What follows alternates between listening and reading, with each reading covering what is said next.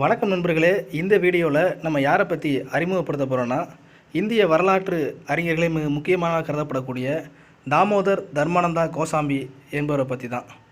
இவரை சுருக்கமாக டிடி கோசாம்பி அப்படின்னு தான் கூப்பிடுவாங்க.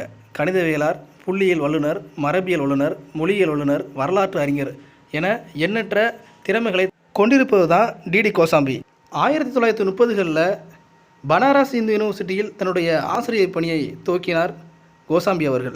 அதன் பின்பு அலிகார் முஸ்லீம் பல்கலைக்கழகத்திலும், புனேவிலுள்ள ஃபெர்குசன் கல்லூரியிலும், அதன் பின்பாக Tata institute of fundamental research என்கிற ஆய்வு நிறுவனத்தில் மும்பையில் பணியாற்றினார்.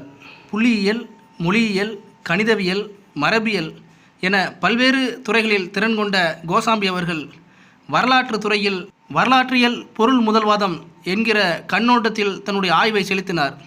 மார்க்சிய வரலாற்று வரவிலை அடிப்படையாக கொண்ட டிடி கோசாம்பி அவர்களின் ஆய்வானது இன்றைக்கும் பல்வேறு நபர்களால் புகழப்பட்டு வருகிறது. ஆகவேதான் மார்க்சிய வரலாற்று வரவிலின் தந்தையாக இந்தியாவில் கோசாம்பியை எல்லோரும் அழைக்கிறார்கள். வரலாற்று துறையில் அவருடைய an introduction to the study of Indian history என்ற புத்தகம்தான் அவருடைய கிளாசிக்கல் ஒர்க். பன்முக திறமை கொண்ட கோசாம்பி அவர்கள் இந்தியாவினுடைய முதல் பிரதமரான ஜவஹர்லால் நேரு அவர்களுடைய ஆட்சியை சோசலிச ஜனநாயக என்ற முகமூடி மூலம் முதலாளித்துவத்தை முன்னேற்றக்கூடிய வழிமுறை என்று குற்றம் சாட்டினார். தன்னை ஒரு கம்யூனிஸ்டாக பறைசாட்டி கொன்ற டிடி கோசாம்பி அவர்கள் உலகத்தின் சமாதான நடவடிக்கைக்கான முன்னணி ஊழியர்கள் ஒருவராக செயல்பட்டார்.